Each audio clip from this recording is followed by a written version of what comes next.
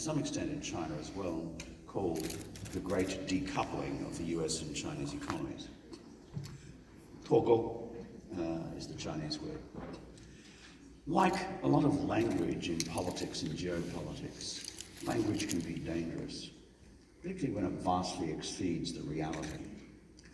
I'm the first to recognize there are difficulties, profound difficulties, in the US-China economic relationship. But to just say that we are definitively on a trajectory towards economic decoupling is a vast exaggeration on the reality. Just reflect for a moment. The US-China trade war, serious? Yes, it's been raging for 18 months now.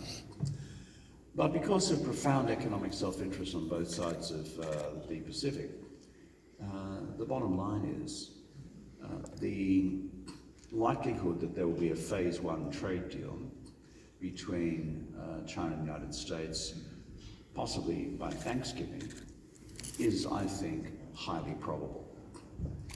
And that's because President Trump doesn't want to tank the US economy in an election year of 2020, and Xi Dada, President Xi Jinping of China, Uncle Xi, as some of us call him, he doesn't want to add further headwinds to economic growth within China itself. And the current trade war is having a palpable impact on business confidence in China, apart from other factors. It is in the deep interests of these two leaders to put this thing to bed as soon as possible. The phase one trade deal, I therefore think, is probable. Phase two, which is harder because it goes to some of the more intractable unresolved tensions in the US-China economic relationship, such as Chinese state subsidy for Chinese firms operating in the global marketplace. That is going to be more difficult, but on the balance of probabilities, given how difficult growth is for the global economy next year, and for America and for China, a failure to deliver a phase two deal in the first part of next year would have a wounding effect on global confidence and business confidence in this country next year as well. Well, I think, while more difficult than phase one, it's still probable that we will get a phase two deal next year as well. The idea, therefore, that these two countries are proceeding in the direction of definitive, comprehensive economic decoupling as manifest in a $500 billion trading relationship between them is, to quote the Australian prophets, just a lot of bull dust. It's just not there in the data.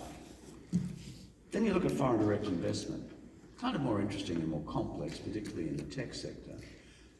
Foreign direct investment by China in the United States, largely driven by domestic deleveraging campaigns as they apply to Chinese firms, has been slowing generically to a trickle in the last year to 18 months.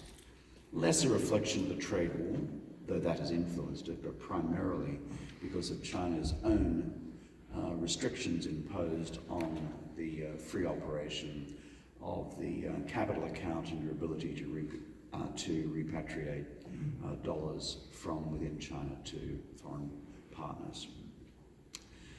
But, so therefore, when I look at the foreign direct investment relationship, it is slowing, but for reasons probably separate from geopolitical tension at this stage. Interestingly, US foreign direct investment flows into China are largely holding up. Move to technology, it's a bigger decoupling question. Of course, we know what's happening with Huawei and 5G. And frankly, the fact that we've had a dual world of internet governance now for 15 or 20 years between China and the United States, or between China and the West, is now basically being accepted as part of the global geopolitical reality. We are likely to see the same now with 5G between the United States and some of its allies and China.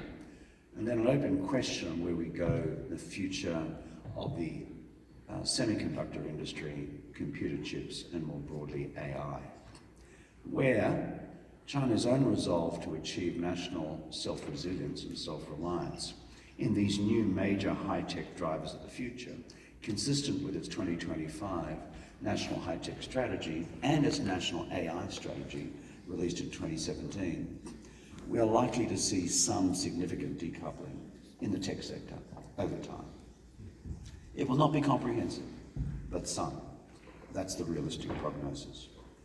Then when I look at capital markets are actually saying something quite the reverse again.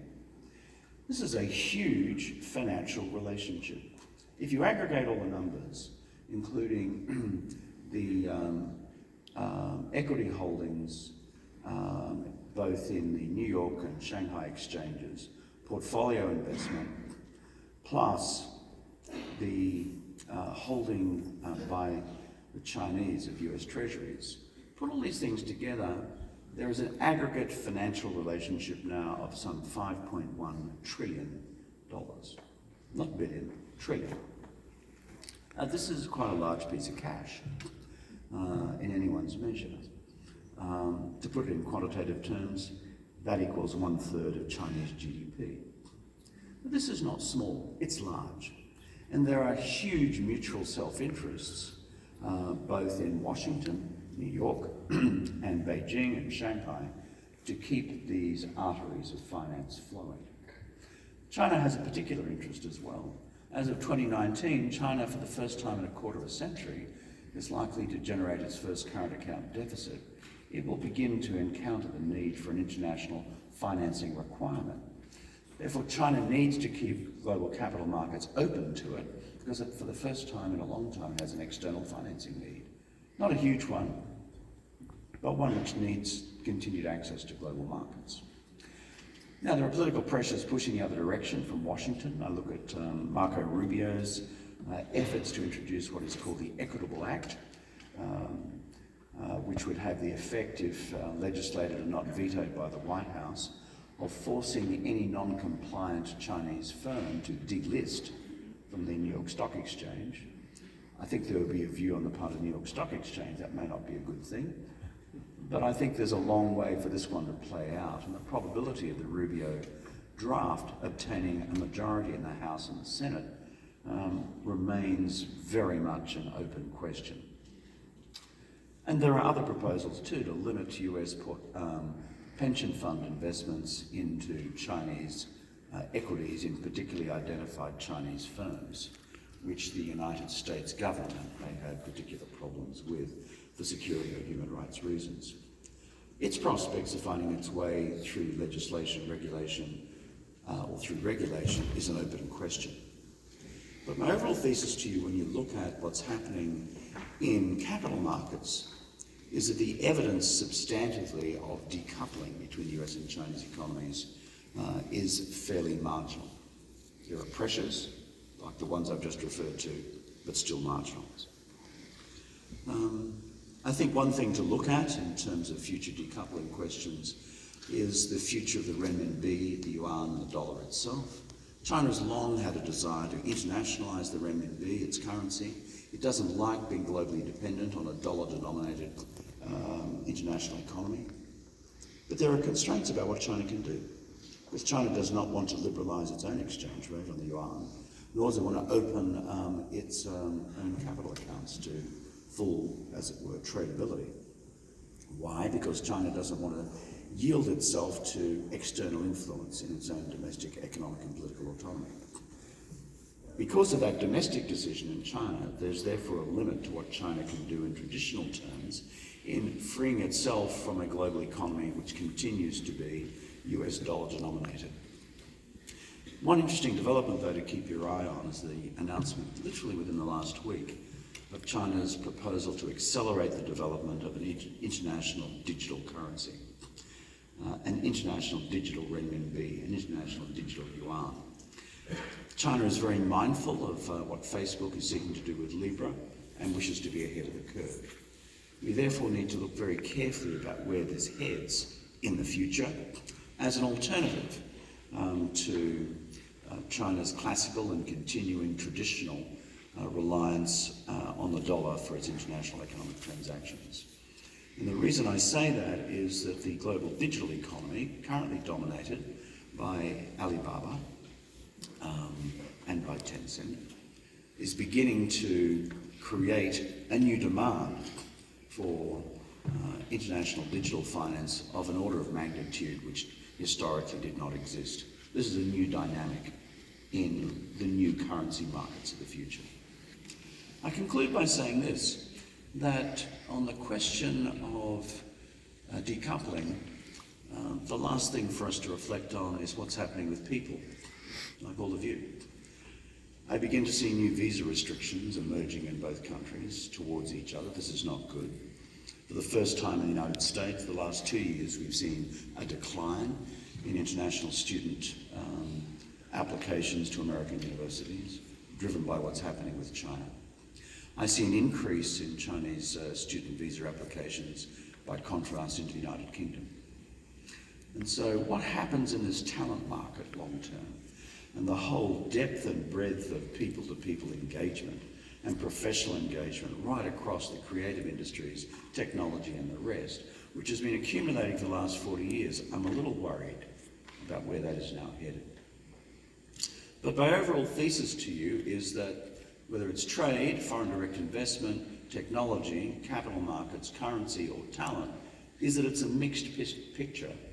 But the overall fabric of continued significant economic engagement remains, albeit under significant and rising geopolitical pressure. A concluding thought or two about what all this means for your industry. It would be foolish for me to stand here in front of you today and say I know anything about your industry, because I don't. I just watch it, and I like it, and that's about all I know. So, life is full of people, particularly in the political class, who stand up and pretend to know things that they don't. I'm not going to do that. You know what you're doing, it's your business. But here's just a final reflection and thought.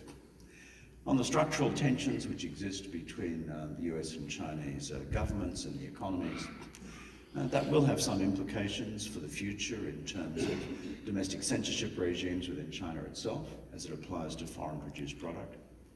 It will have implications also in terms of potentially the number of foreign titles which are allowed into the Chinese market in a given year, currently capped at 34, and the proportion within that which come from the United States. And there may be implications too in terms of China's own, until recently, buoyant box office market and gaming market, despite the fact there have been some restrictions on gaming in recent times.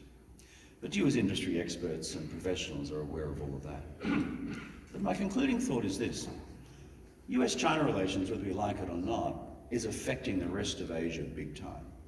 It affects Japan's perception of its future, it affects India's perceptions of its future, it affects Southeast Asia's perception of its future, and I've just been in the Gulf, and it affects the Gulf's perception of its future as well.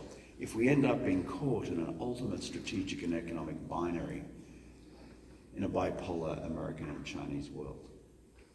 Now, therefore, those engaged in the business of geopolitics, professional diplomats like I have been in the past, basically so far have failed to deal with this emerging structural tension between these two elephants of the 21st century, China and the United States. By and large, the domestic political class in both countries have failed as well, as this crisis has simply gone from bad to worse. I don't see a whole lot of evidence of major corporate leadership in both countries trying to build bridges in the 21st century between the two economies, because they perceive the domestic political pressures in their countries tearing them in a different direction. So all else has failed. We're surrendering the US-China relationship now to Hollywood. It's over to you to do some serious rethinking about how the hell do we manage this for the future. And I say this partly flippantly, but partly with a serious content. So much of international relations, in my own experience, having been a practitioner, as a professional diplomat, also as a political leader, and now as a leader of an American think tank, focusing almost exclusively on US-Asia relations, is this. So much of it hinges on the way we think about each other. The Chinese have a term, sui, a way of thinking. And suis in all of our cultures are deeply embedded. There is a deeply embedded Chinese worldview, a Shijiaguan, there's a deeply embedded Chinese traditional siwei way of thinking about how you regard Yangren, foreigners, how you regard Bairen, white guys. Now, I understand that. Nothing wrong with that. That's just reality. Guess what? We foreign barbarians have exactly the same. So therefore, there is a remarkable opportunity for those of you who have a creative brain, and those of us in the political class, by and large, don't have one, to begin to explore different ways of thinking about each other through the enormously dynamic and creative medium of film and entertainment. There are stories and narratives, I'm sure, which may not lend itself to the current mood for general dystopia and may push us in a different direction. But my humble encouragement, someone speaking from the political benches, is dystopia doesn't get us very far. In fact, exploring underneath the deep thematics, both in love and in life, how people from utterly different and disparate cultures can not only coexist, but actually like each other, work together, and in fact form interesting creative futures together. That has so many possibilities, not just in terms of good film and entertainment, in my judgment, but what would I know, I'm just from the political class, but also in changing the way we think about each other. And I think that is a serious challenge for the future. At the very end of the Qing dynasty, a small story. China's last imperial reformer, interestingly, the Empress Dowager Cixi Taiho. Her closest friend was the wife of the then American ambassador in Beijing. And they formed a very deep friendship from about 1901 to about 1908. It's an extraordinary friendship when you look at the correspondence which arises from it. An extraordinary basis for a film about how effectively the last empress and this brilliant international woman, part of the new face of Teddy Roosevelt's global diplomacy, could form a friendship in the midst of all of that. Now, if that was possible, why isn't it possible today? I thank you for your attention.